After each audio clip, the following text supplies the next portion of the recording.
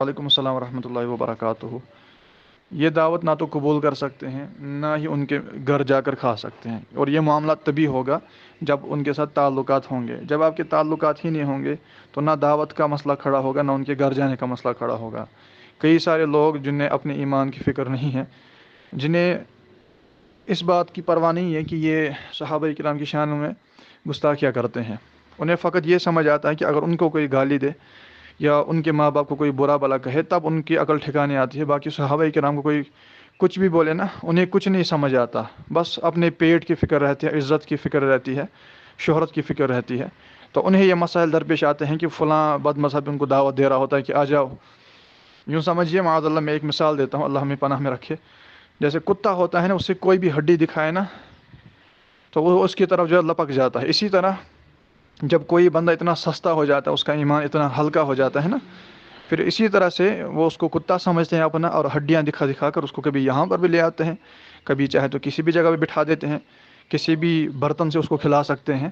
لہٰذا ہمیں اللہ کے کرم سے ٹناٹن سنی، جس کو بولتے ہیں مضبوط سنی، صحیح العقیدہ، جیسے اعلیٰ حضرت نے تعلیمات دی ہیں، ویسا جب بنیں گے نا انشاءاللہ تعالی، تو کوئی بد مذہب دعوت دینا تو دور کی بات ہے، انشاءاللہ تعالی آپ کو دیکھ کر ہی اس کو پتہ چلے گا کہ یار یہ تو بہک نہیں سکتا، ایسا ہونا چاہیے۔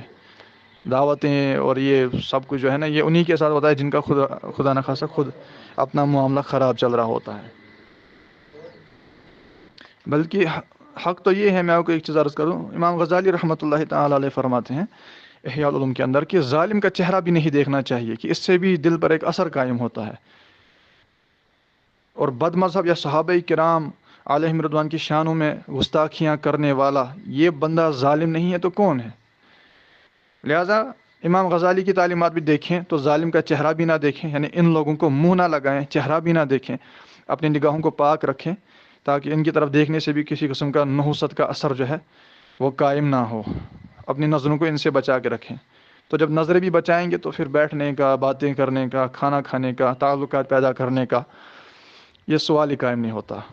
اور رہی بات تبلیغ کے حوالے سے انہیں کوئی دعوت دینا، تو وہ وہی کر سکتا ہے جس سے ایسا علم بھی ہو، اور جو واقعتاً خود جس کا مضبوط ایمان ہو، اور خود درد ہو اہل سنت کا، دین اسلام کا۔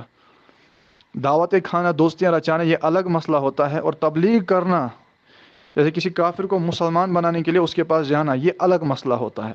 اسی طرح کسی بد مذہب کے پاس گیا اس وجہ سے کہ حق اس کے سامنے بیان کریں گے، تو وہ ایک الگ مسئلہ ہے، اس پر اجر ملے گا، لیکن یہ کرے گا وہی جس سے اس کی صلاحیت ہوگی۔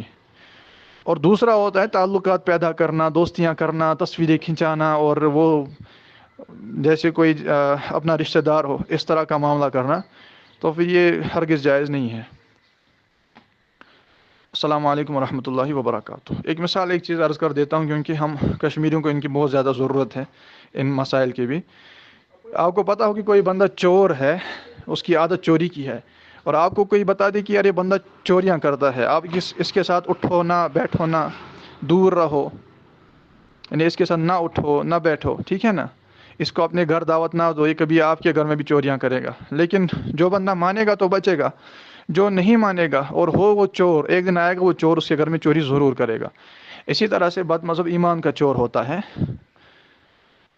اس سے اگر بچایا جائے کہ یار دور رہو، کبھی نہ کبھی یہ ایسی بات کہے گا کہ آپ کے ایمان میں شکوک پیدا کر دے گا۔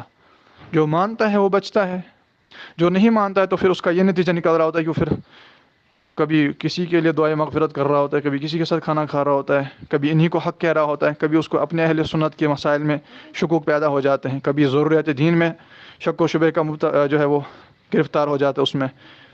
لہٰذا وقت پہ ہی ماننا چاہیے۔